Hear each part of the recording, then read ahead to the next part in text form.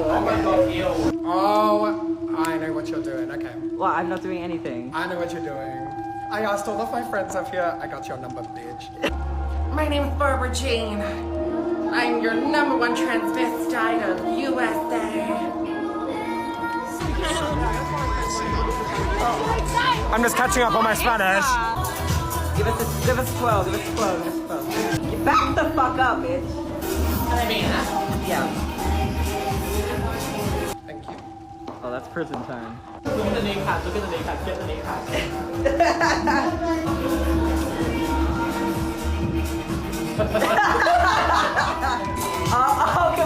You want to be in my TikTok? Yeah. Okay, state your name. You know how Sue Sylvester married herself? Yes. I'm gonna kai myself. Tonight, we are here with Camila Cabello, Avril Lavigne, Wednesday Addams, and Cardi B. Hola, mi amo es Rakua. Also, bebe,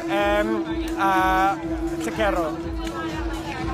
So I've had a source reach out to me and tell me a couple of very interesting stories. Now, this source grew up in the Hollywood Hills. Her mother and her father were very, very big into all of the movies, all of the TV shows. She said that she and her little brother led a very, very blessed life. She said she and her brother really never wanted for anything. They always had the finer things in life. They lived in mansions. Her mom and her dad bought them mansions and cars themselves when they turned of age. And she said that she grew up around the Hollywood elite and their children. She went to private schools with them, and she said that she and her family even shop at the famous Target. You know, the Target in Hollywood Hills where only like bigger celebrities can go and shop there. She said that's where they went to shop, okay? So very big, very well-to-do, everybody knew him. And she said that she had a specific crush on this one actor. Now, she said this one actor was quite a bit older than her, but everybody had a crush on him, right? And everybody thinks he's like the it guy, especially in the early to mid 2000s. Now, she said around this time, she was in her early 20s, and she said she was partying pretty heavy around that time. She said that she and her brother lost their grandmother, who they were very, very close to, in a couple of family tragedies. She lost her dog, who she grew up with. She was just going through a really hard time, and that is when she turned to drugs and drinking a lot. Now, she said her and a couple of her friends were at this very, very big club in Hollywood Hills. And she said, what do you know? She saw that guy that everybody had a big crush on, this big, big movie star, right? And she said that her and her friends went up and said hi to him because actually they knew each other. And this Hollywood star actually knew her parents. So he was like, oh my God, hi, like come sit with us. And she said this guy was always so nice and so friendly. So she and her two friends came to the VIP section. They were talking, and she said that her and this guy were really hitting it off. And she's like, listen, I'm not going to lie to you. I actually wanted to go home with him that night. And it definitely seemed like that's the direction we were going in. So she said she kind of told her girlfriends, like, hey, you know, go home, like, get a taxi. Like, you know, he asked me to go home with him. Because she said that they were flirting back and forth, you know. They really were into each other. They started kissing, and she said that he whispered in her ear, like, you want to come back with me? And she said, yeah. So she sent her girlfriends home, and he grabbed her by the hand, and they got in his car. She said that they got in the car, his driver started driving them, and she said something weird happened. The driver turned around, and he goes, home or the other place? And she said that this Hollywood actor said the other place. And she said that it was getting pretty intimate in that car. Now, they weren't actually having sex, but she said they were kissing, you know, doing grown-up stuff, right? So she said that they lowered down the partition, and, you know, when the driver asked him there, he goes the other place. Now, when she heard that, she assumed like a hotel or something, right? But she says she pulls up to like this gated mansion, it looks like. But she said the weird thing is when they pulled up to this gated mansion, she said there were all kinds of cars outside. There were all kinds of lights inside, so she's like, oh, maybe there's a party, you know? But she said the weirdest fucking thing is that when they went inside, there was nobody. She said she didn't see anybody on the first floor. She didn't see anybody on the second floor. So they went up to the second floor. They went in his room, and they did grown-up activity. And she said that it was definitely a letdown, but whatever. So she said they finished.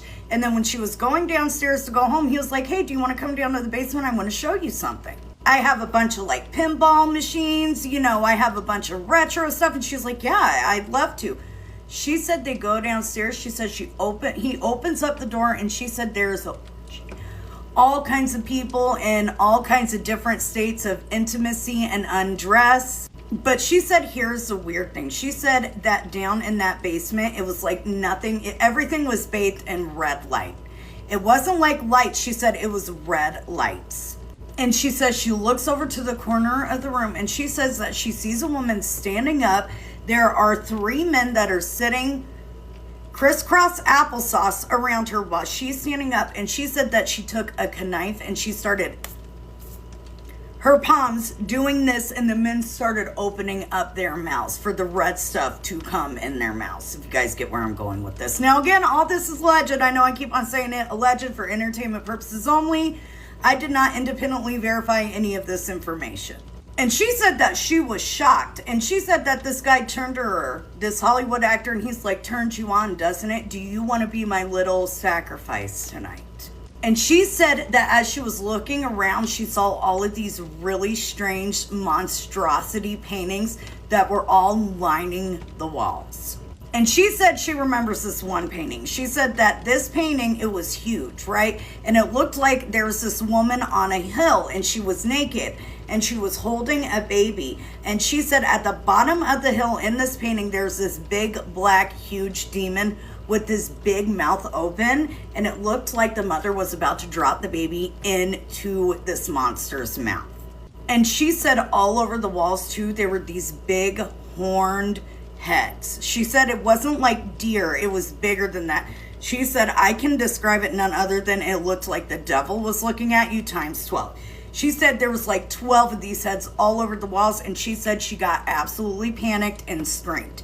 Now, when she screamed, everybody kind of turned to her, and she told this Hollywood actor, no, this is not turning me on. I want to go now. So she runs up the stairs. As she goes to run up the stairs, this Hollywood actor runs up behind her, and as she gets halfway up, he grabs her by the back of the hair, pulls her back, takes his on her neck, and says, if you try to tell anybody this, nobody will believe you. And if I find out tell anybody this, you will be back in this basement and you will not make it out. Do you understand what I'm saying?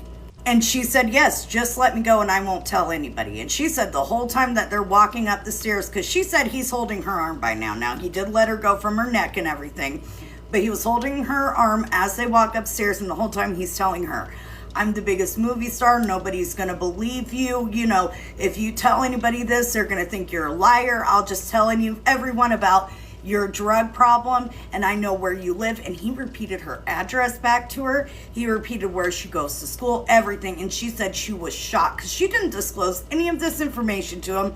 And she said that there was no way that her parents did either, because her parents knew of him, and yeah, they would hang out occasionally, like when she was younger. But they haven't seen him for a minute, right? So she finally gets back in the car. The driver drives her home. And as she's getting out of the car, the driver says, this never happened. Do you understand what I'm saying to you? And she said, yes, this never happened. And she said 3 years after that, she said she would get an unknown number calling her, and she would answer.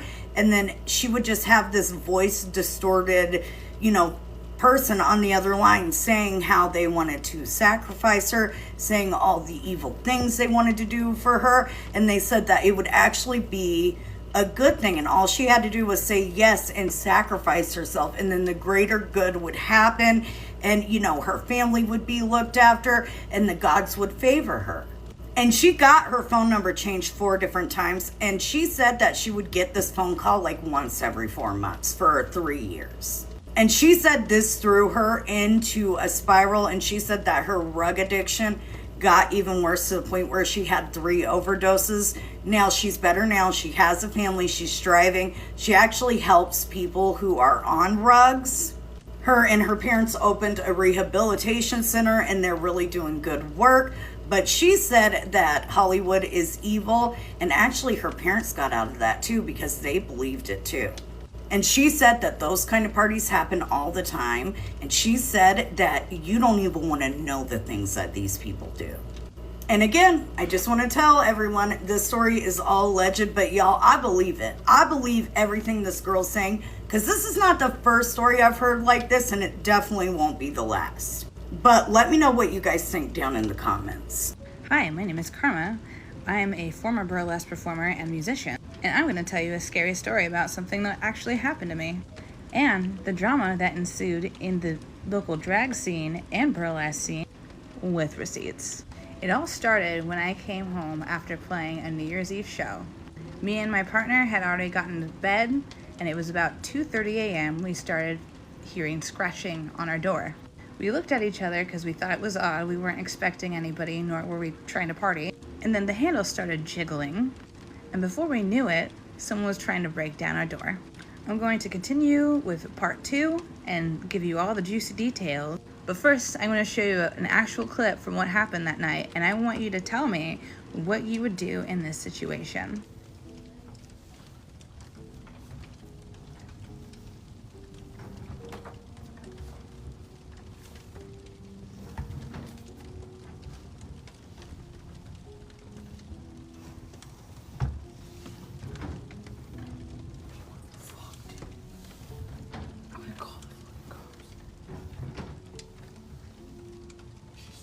Yes, she's getting more aggressive, dude.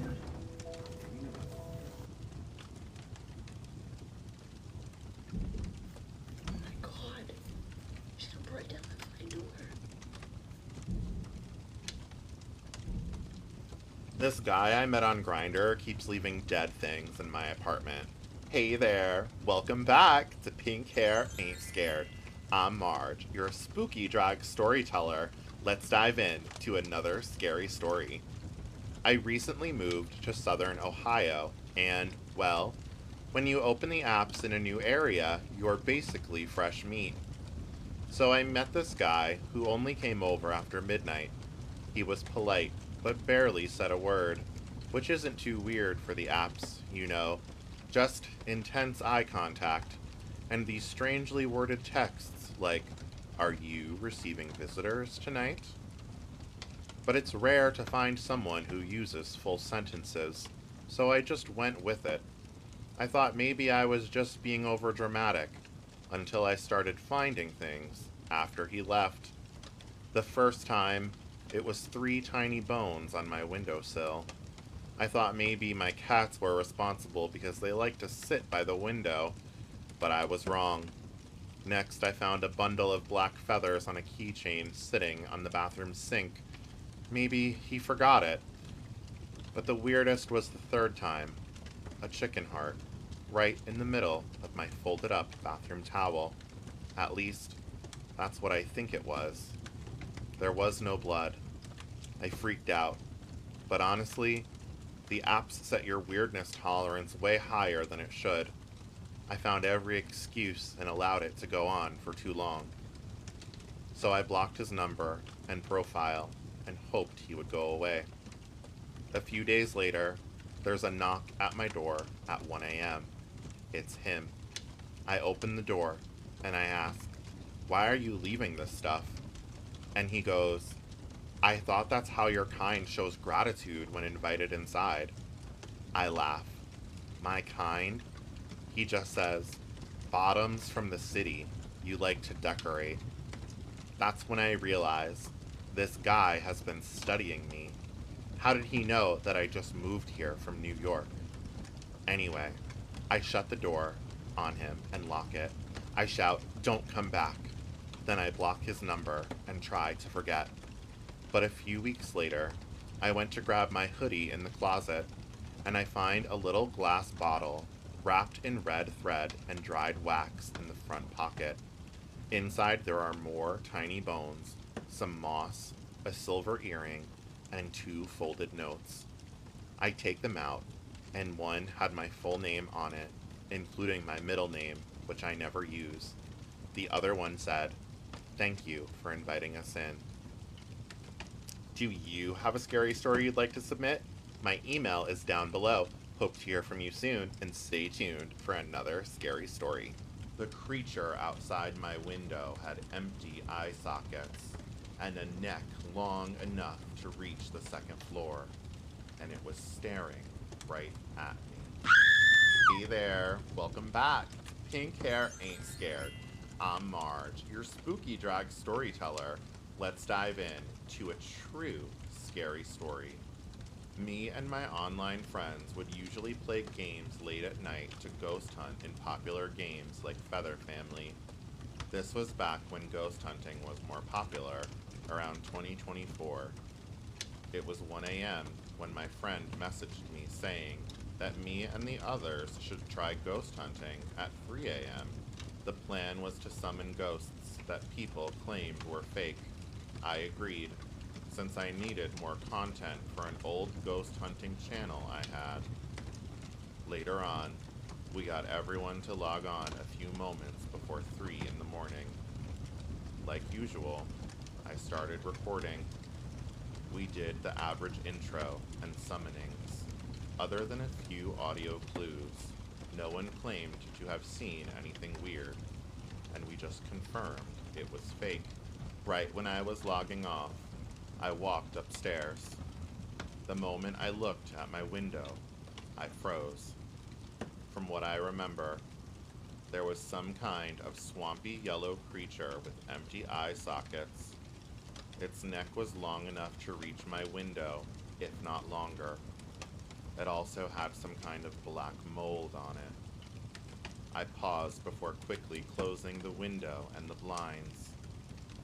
But when I peeked through, right before fully closing the blinds, it was gone.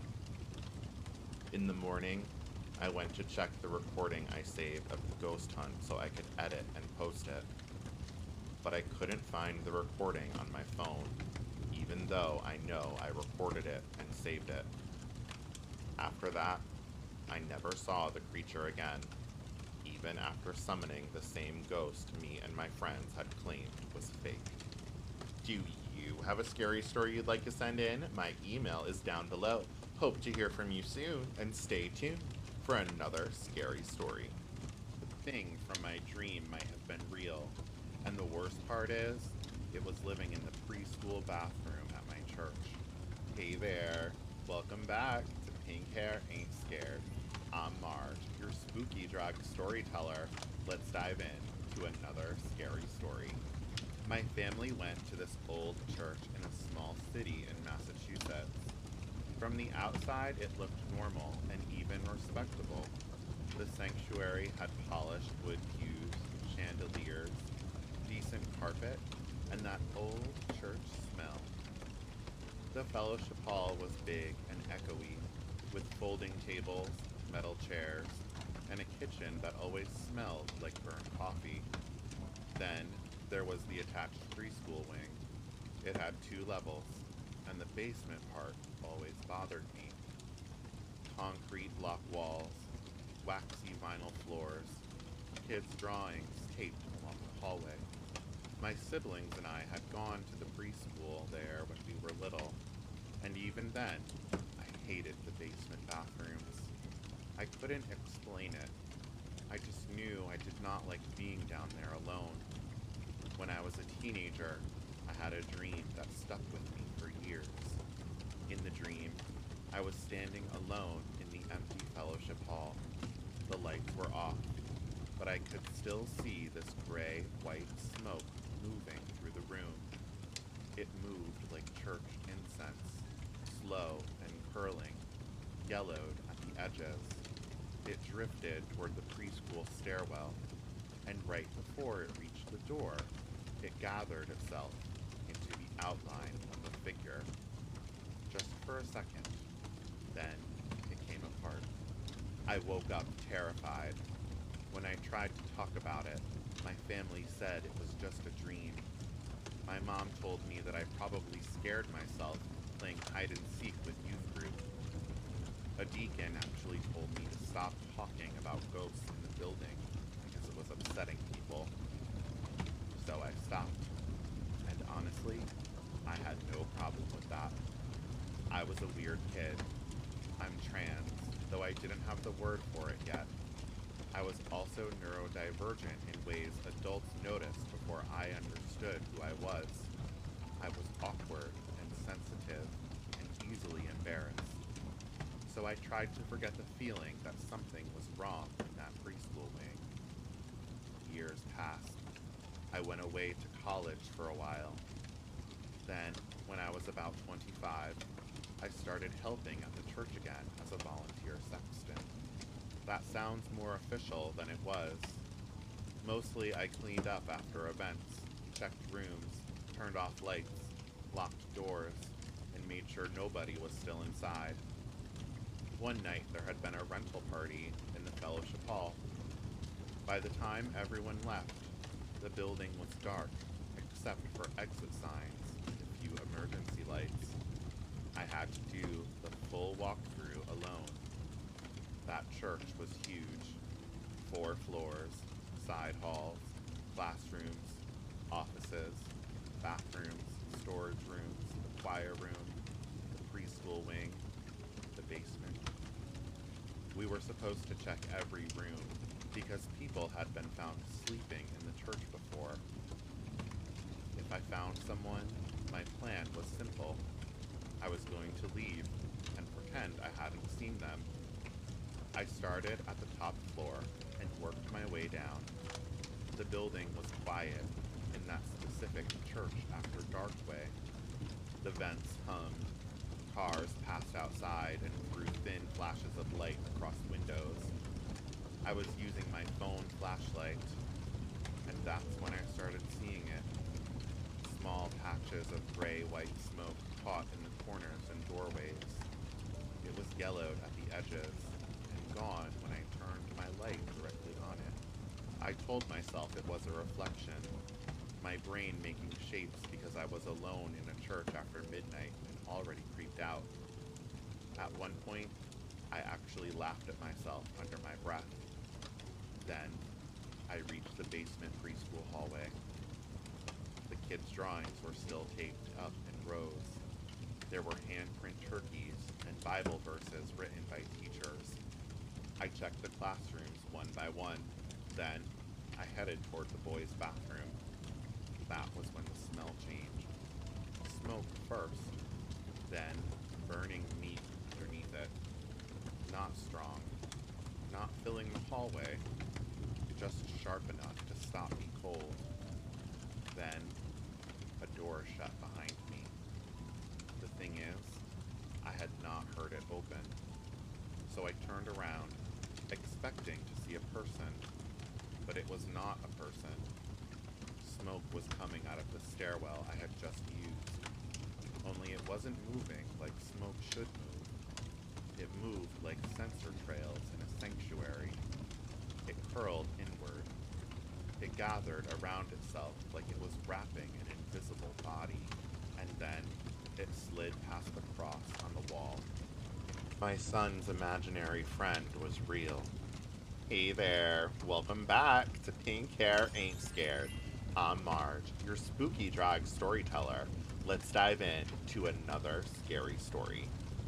When my son was 2 years old, he started acting as if he was interacting with something or someone that his father and I could never see, like throwing toys down the hallway and then running away murmuring words. When I asked what he was doing, he always told me he was giving toys to the boy for him to play with. There was never anybody there, but it was always icy cold down that hallway and leading into the garage. I'd asked him what the boy's name was, and he would tell me Don was his name. I asked what the boy was doing. Waiting for his mom to pick him up, he would always reply. We put it down to an imaginary friend and nothing more. Harmless, we thought, until he started waking up in the middle of the night, screaming, "Don won't let me sleep. He keeps tickling my toes." This sent chills down my spine, and so my son would sleep in the bed with me every night. This continued for another 6 months, until the real estate notified us that the owner of the house had died, and his children would be selling the property and splitting the profit between them, meaning we had to move. After we left, I came across a local news article about the owner of our old rental, stating how much he will be missed by the community. He had been raised by his mother in the house we were renting since he was a child. Then, I noticed his name, and everything came flooding back to me. His name was Don. My son's imaginary friend was our homeowner. He must have been waiting for his mother to come and take him to the other side. I'll never look at imaginary friends the same. Do you have a scary story you'd like to send in? My email is down below. Hope to hear from you soon, and stay tuned for another scary story. I have returned with some spooky stories, and I was inspired to tell the story of how I came up with my face, because I'm feeling my makeup tonight. She's feeling real pretty. She's feeling a little cute. Yeah, so my makeup is based off of a woman that I saw is in my room one night. Room was set up. I was on the third floor of this skinny, tall house, and a tiny little room with a window that allowed moonlight, which just made everything a little extra eerie. I woke up and I looked over to the door when I saw a woman staring at my door, just like if this was her, this was the door, she was right there. And I didn't see her face at first. I just saw like her back of her hair, which was like dark. At the time, I had an interesting reaction to stuff like this, because this time I was actually more annoyed with figures and more like angry, which probably wasn't a very good reaction, but meh. I just woke up from sleep. I guess I get the right reaction. But yeah, so I get up out of bed, walk over to her, and she like turns her head to me. She looks at me in the eye, and I just scream no at her face. And she stared at me for another few seconds and then just vanished before my eyes. And I eventually learned that she haunted that side of the house. So I decided to take that experience and make it into art, I guess. But obviously, like, it's adapted more to, like, different ways of doing this for years. But, like, I try to, like, stay as true to her face as I can. If I can figure out how to edit these on here, I'll hopefully pop something right here to show you my original, like, pretty true to the T what she looked like, my rendition of it. Because literally, like, a few days later, I, like, had a show, and I was like, I'm gonna do numbers based off of her. So, yeah. I wear a ghost face on my face for drag. Slay. Happy ghost stories. My wife died in a car crash 3 years ago. Last night, she unlocked the front door and told me to run. Hey there, welcome back to Pink Hair Ain't Scared. I'm Marge, your spooky drag storyteller. Let's dive in to another scary story. I know exactly how this sounds. That's why I haven't gone to the police or told my family, because if I say it out loud, it becomes real, and I don't think my brain can handle that right now. My wife died 3 years ago in a massive accident on the highway during heavy rain. I didn't see the crash myself. By the time I got there, they had already covered the car with a tarp. I remember the police officer telling me not to look, but I did anyway. I regretted it immediately. After that, my life just became a blur. People say grief changes your memory, and maybe they're right, because for the past 3 years, every single night at exactly 8:32 p.m., I still look toward the front door. I don't think she's coming back. It's just the exact time she used to get home from work. It became a trauma habit I never managed to break. Yesterday, at exactly 8:32 p.m., someone knocked. 3 slow knocks. I remember checking the clock first, actually laughing a little bit at the timing. I figured it was a delivery driver or one of the neighborhood kids messing around.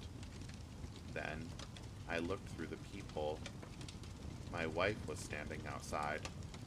Same dark coat, same black handbag. Her hair was still damp like she'd been caught in the rain. Exactly how she looked the day she died.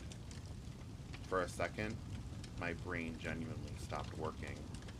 I just stood there, frozen, staring through the glass. Then, she smiled. It wasn't wide or unnatural.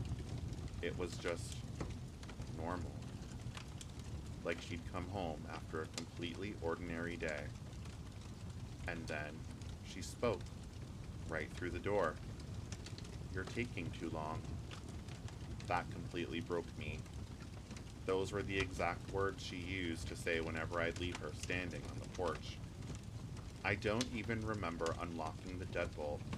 I just remember, suddenly, she was inside the house walking past me, leaving faint, wet footprints across the hardwood floor. I couldn't breathe. I kept staring at her hands because she still had her gold wedding ring on.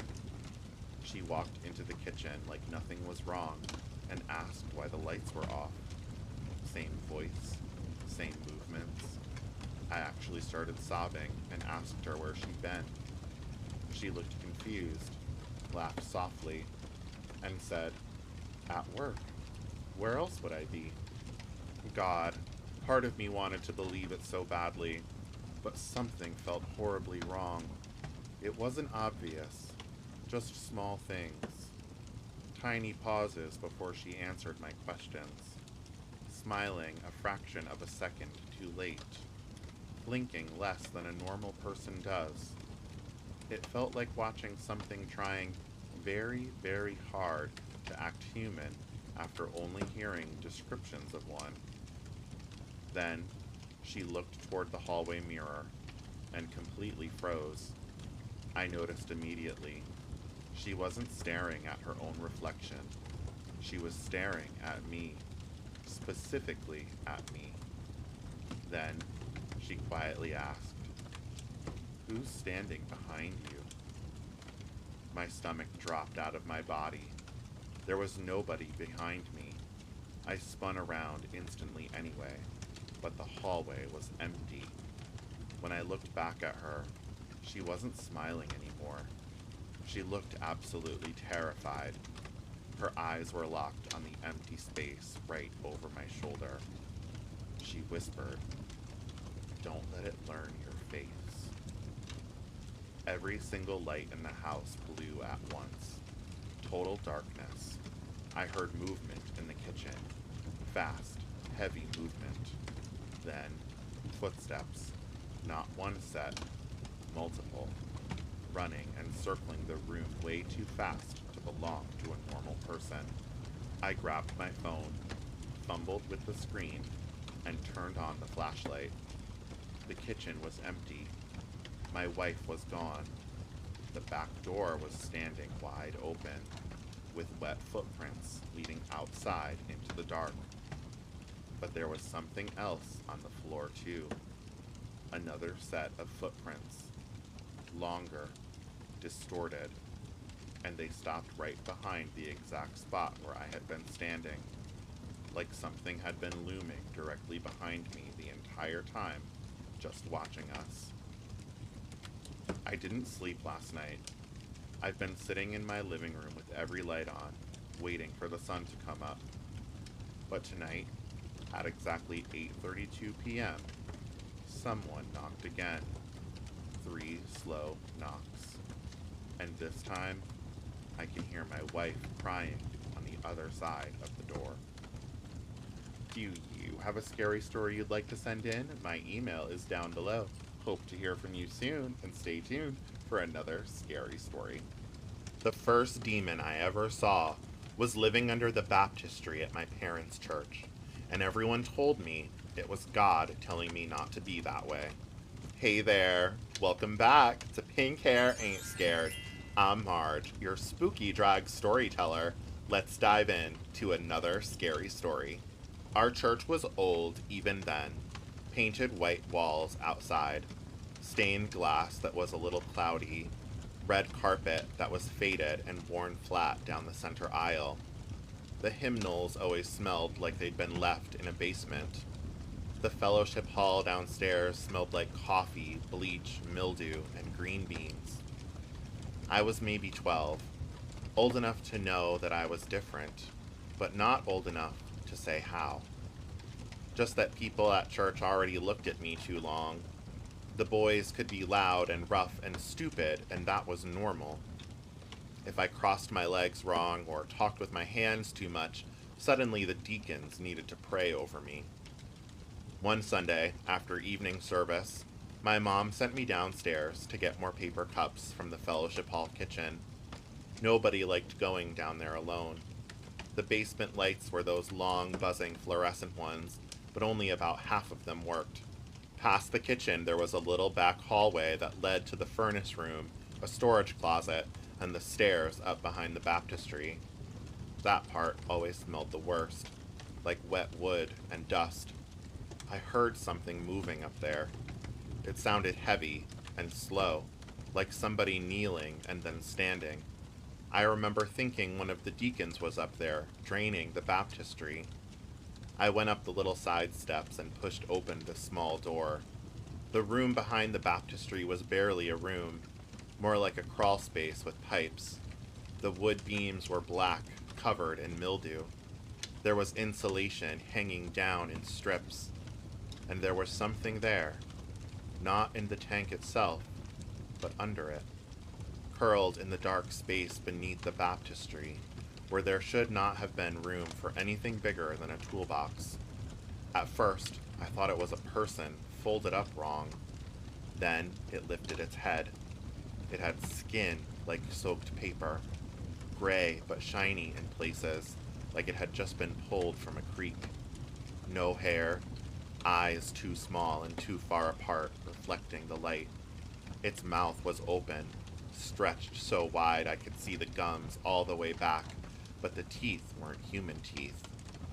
They were thin, crowded together, and jagged like shards and splinters of bone jammed into the gums. It was smiling at me. I know how stupid this sounds, but it was smiling exactly the way church people smiled when they were about to say something cruel really gently. Its arms were long, one hand pressed flat to the wood over its head, and the fingers kept flexing, slow and careful, like it was feeling the vibrations of people walking in the sanctuary above us. Then it spoke, not too loud, almost kindly. It said, in my dad's voice, "There you are." I ran so hard I hit the kitchen doorway with my shoulder and dropped cups everywhere. I was screaming, full panic. My parents and half the church came downstairs, and of course there was nothing there. My dad whipped open the door behind the baptistry and turned on the light like he was proving a point. My mother dragged me outside and made me stop carrying on. She said there are no demons in a church because demons cannot live in God's house. My father said Satan can put ideas into a child's head, especially a rebellious one. Then he asked me, right there in the parking lot, what I'd been feeling convicted about. That's the part I never got over. Not that they didn't believe me, that they believed me just enough to make it my fault. We never left that church. I was in that building for 8 more years. Every revival, every Easter pageant, every youth group lock-in. I never went near those back stairs again. But sometimes during altar call, I could hear water moving in the baptistry when it was empty. I'm 32 now. My parents still go there. They still say I was dramatic. They still say no evil thing could dwell in a sanctuary. Last month, my mom mailed me a bunch of old photos that she found while cleaning out the fellowship hall closet. At the bottom was a picture from my baptism. I'm in the water at 12 years old, eyes red from crying, my father's hand on my back. And under the surface, just behind my legs, there's a face looking up at the camera, smiling with all those teeth. Do you have a scary story you'd like to send in? My email is down below. Hope to hear from you soon, and stay tuned for another scary story. What would you do if you were in a pitch black crawl space and something started to chase you? Hey there, welcome back to Pink Hair Ain't Scared. I'm Marge, your spooky drag storyteller. This is a story about why church youth groups need to be supervised. 2 years ago, my youth group at church took a trip down to this youth convention in Ohio. It was about a week-long trip, and it was pretty fun. On the drive there and back, we stayed at a church for the night because the trip was a very long one. When we stopped on the way back, that church's youth group happened to be there as well. A friend of mine and I met this girl who told us about the catacombs beneath the church, as well as this crawl space that went through the church's walls. The catacombs were sealed off, and no one was supposed to go in it. But this girl showed us the entrance to the crawl space, which was in the middle of the wall of the boiler room, about 4 feet up in the wall. It must have been 4 feet high by 4 feet wide, covered in about an inch of dust, and coated in black mold. And obviously, there was no light. Me and my friend were both kind of stupid and like urban exploring, so we decided to crawl up into the crawl space as soon as the girl left and see how far back it went. Since there was black mold and tons of dust, we held our shirts over our mouths and noses so we wouldn't breathe it in. Neither of us could stand up fully, so we had to crouch as we went. All we had for light were our phones' flashlights, and when we flashed it down the tunnel, we couldn't see the end. The girl we met told us the crawl space didn't go outside of the church, and the building itself wasn't that big, so we assumed we must have just misjudged how big the church was. But the crawl space just kept going, and we must have been crawling back there for at least 30 minutes. After a while, we started getting anxious, and looking back down the tunnel, we'd gone so far that we couldn't see the entrance. The light was on in the boiler room, and we still couldn't see it. So we stopped to get a breather and to decide if we were going back, because we'd been crouch walking for a solid 30 minutes. We decided to keep going for a little while longer, and after a couple more minutes, we reached a turn. So we turned, and then it turned, and kept going back. By this point, we'd both accepted that we were outside of the church's building perimeter. So either the girl didn't know, or she lied to us. Then we reached a cross-section, and it opened up wide enough that we could stand up. But in order to keep going, we'd have to walk sideways. One direction stopped in a dead end a few feet away, but the other end kept going. We decided to go down it. It went down a ways before reaching a really old-looking gate that was rusted shut and locked with an ancient-looking bolt.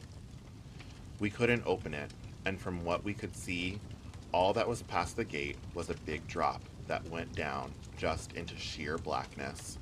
So we turned around to go back. But when we got to the cross-section, we noticed 2 things. The first, when we were there before, the dead end was empty, but now there was a metal folding chair sitting in the middle of the space. Our first reaction was, oh, maybe we missed it. But here's the thing. The girl told us that no one goes back there, and the entire crawl space is covered in at least an inch of dust. The dead end was no exception, but the chair was shiny and new-looking, and it didn't have any dust on it. There were also no footprints around it. My friend had also recorded part of our adventure, planning to post it later, and when we checked the footage, we were right. There was no chair there the first time. The second thing was this gap between the wall and the floor around the dead end, about 1.5 feet wide, completely dark on the other side. After a moment of standing frozen and freaking out in silence, there was this kind of long, drawn-out exhaling noise, and then this loud scrape and a big metal clang. My friend screamed, then I screamed, and we started going down the tunnel. Keep in mind, we were bent over, crouching, holding our shirts over our faces so we could barely breathe, but we were very obviously freaked out, and behind us, we could hear loud scuffling noises that kept getting closer. We crouch ran all the way back to the boiler room, I held my friend's phone while she was jumping out of the crawl space, and when I looked back and shined my flashlight down the tunnel, I caught something coming toward us. It was too dark and too far away to tell what it was, but it was big, and it was definitely moving. We got out of the boiler room as quick as we could and locked the door.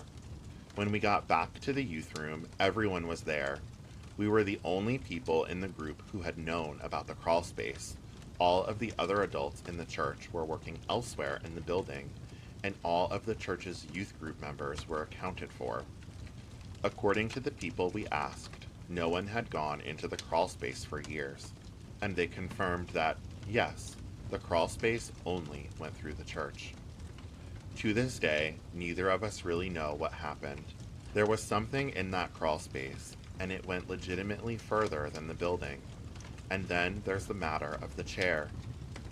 That friend and I don't talk often anymore, but if you were to ask either of us, we would still say that the chair wasn't there before.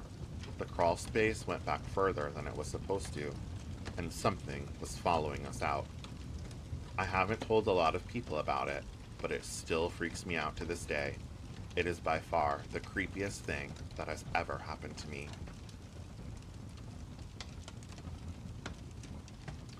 This reminds me of people in horror movies who don't know how to help themselves.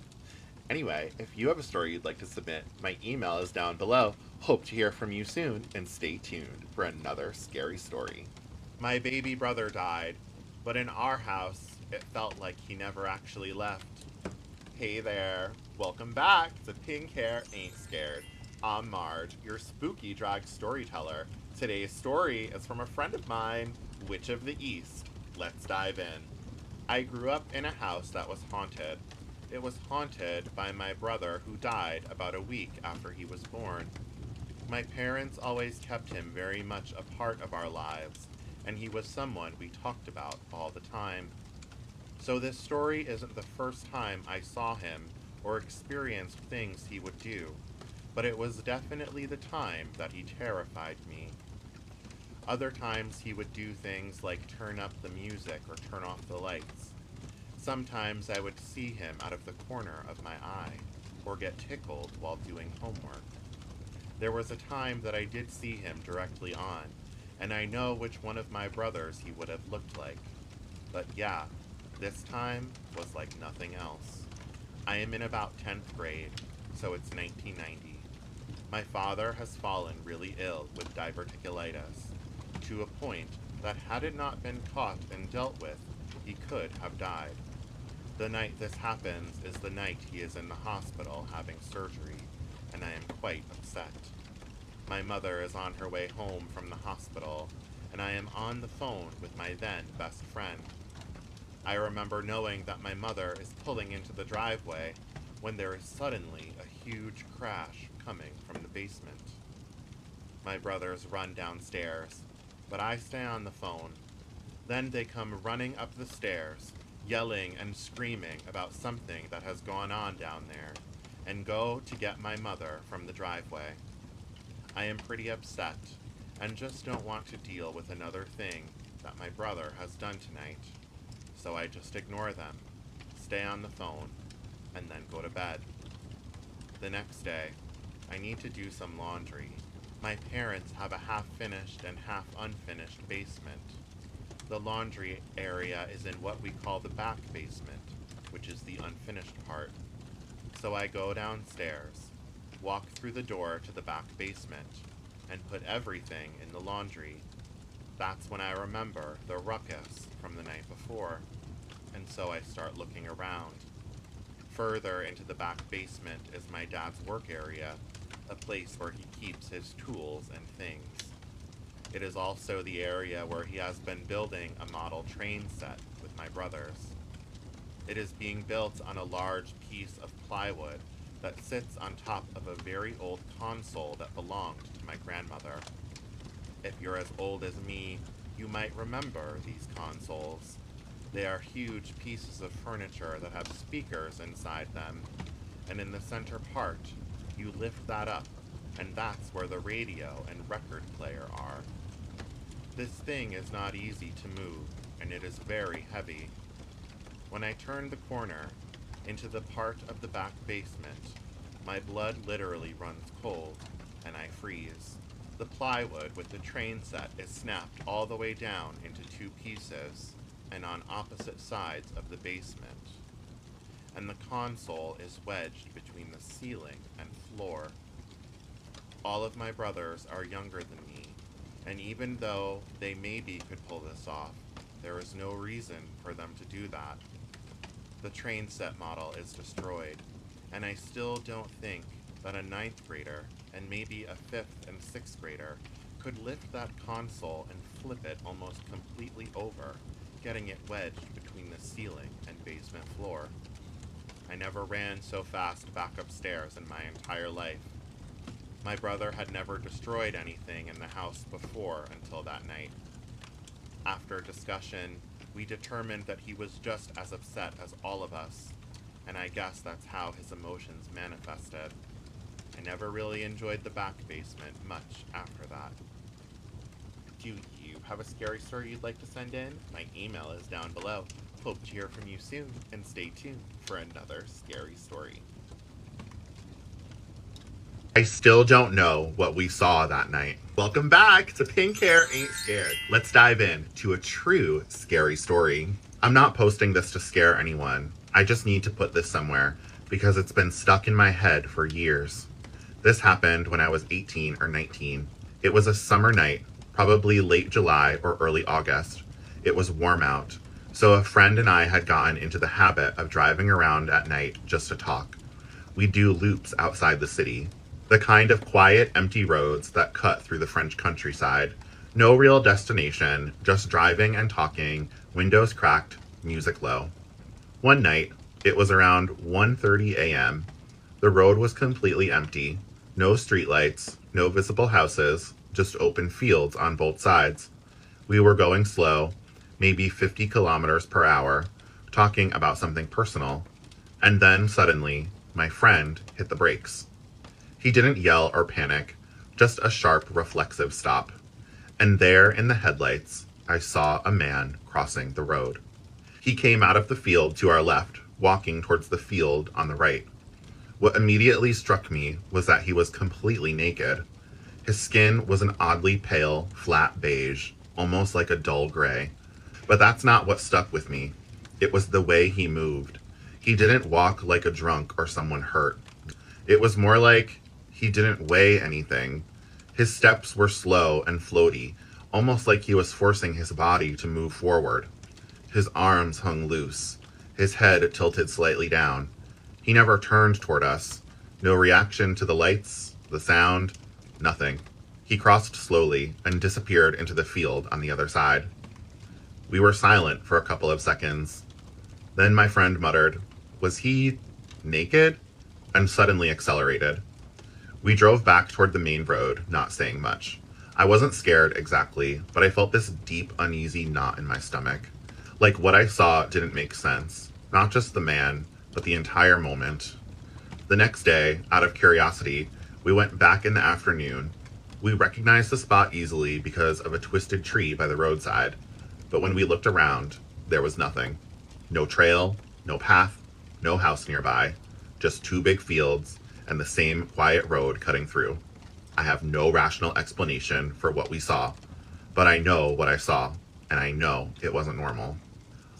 That is so scary. Listen, I don't know what goes on in France, specifically the countryside, but y'all have some explaining to do.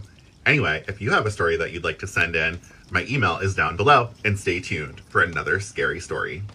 The worst thing I ever saw on holy ground was not the possessed man, it was what came out of him. Hey there, welcome back to Pink Hair Ain't Scared. I'm Marge, your spooky drag storyteller. Let's dive in to another scary story. Our town sits by the water, with a cemetery built into the hillside above the shore. That is where the man lives, out there among the graves. Everybody in town knows who he is. He once had a home and a family. Now they say he is dangerous, filthy, and godless. They say he has been bound more than once with chains and shackles, and every time he breaks free, he vanishes back into the wild. I never got close to him before that day. That morning, I'm watching the herd. I hear the pigs snuffling through the grass not far from the cemetery path. I remember it clearly. Low clouds, quiet water. It's the kind of morning where even a small sound seems to travel too far. The man from the tombs comes running straight at a stranger stepping off a boat. Naked, chains dragging behind him. I duck behind a stone wall because I think I am about to watch somebody die. But when he reaches the stranger, he collapses. He hits the ground and cries out in a voice that does not sound human. It sounds like a whole room of low voices trapped inside one body, all trying to force their way through the same mouth. The stranger asks him one thing. What is your name? The voices pull together into one low, booming answer that carries all the way up the hill. Legion. Then the voice breaks apart again, one after another, all of them pleading not to be sent into the abyss. And then they ask for my herd. They beg to be sent into the pigs, and the stranger gives them permission. What happens next is the thing I have never been able to explain without people looking at me like I've completely lost it.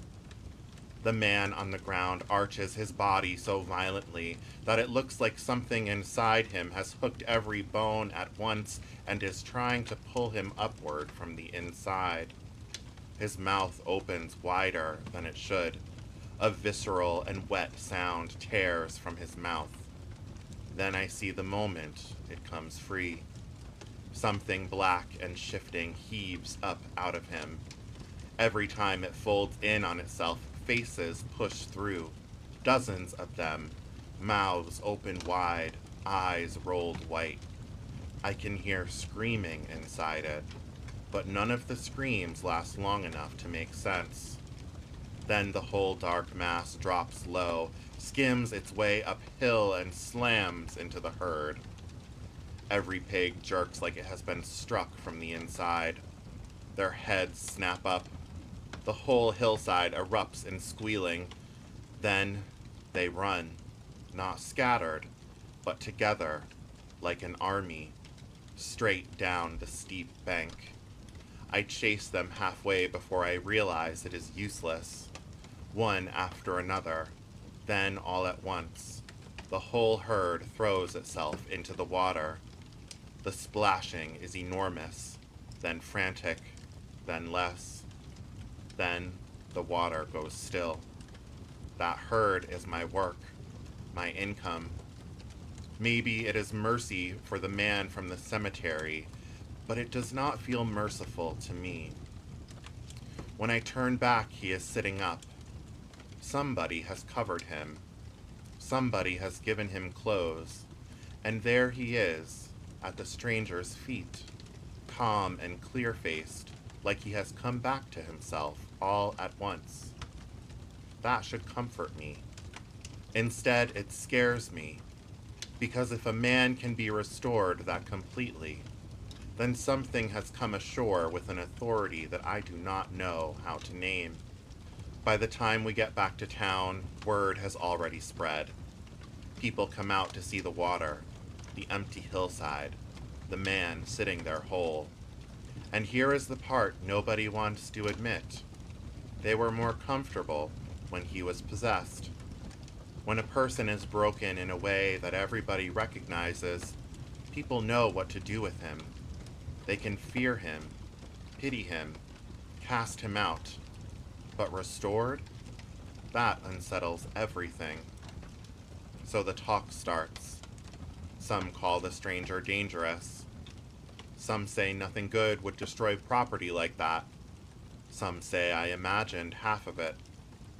One of the religious men from town tells me very calmly that I would be wise never to repeat the part about the voices asking for permission, because it would sound blasphemous. That is how they handle it. Not by asking what I see, but by deciding which parts I am allowed to say. And still, they are all afraid enough to ask the stranger to leave. So he does. He gets back into his boat without argument. The man who has been healed begs to go with him, and I do not blame him. Why stay in a town that only knew what to do with you when you were out of your mind? But the stranger tells him to go home, to tell people how much God has done for him. And he does. He goes through the city telling everyone what Yeshua has done for him. That is the first time I hear the stranger named, Yeshua. I know his name now, but I still do not know what came ashore that day. So tell me, if it was mercy, why did it feel so much like terror? Do you have a scary story you'd like to send in? My email is down below. Hope to hear from you soon, and stay tuned for another scary story. Coming from an ex-special effects makeup artist, if you want to buy one palette this Halloween for all your makeup, it's this one right here. It literally comes with everything you need. You get a whole pack of artist brushes, 20 different shades of cream makeup that can all be mixed and matched into completely custom colours to make whatever you want. And you also get a very generous size loose translucent setting powder, my darlings. Trust me when I say that this is an absolute bargain for what you get. Some of the cream makeup palettes I've got, for the price that you're paying for all three of these products, it wouldn't even cover a quarter of this palette alone. It's available as a kit or just the palette on its own, depending completely what you want.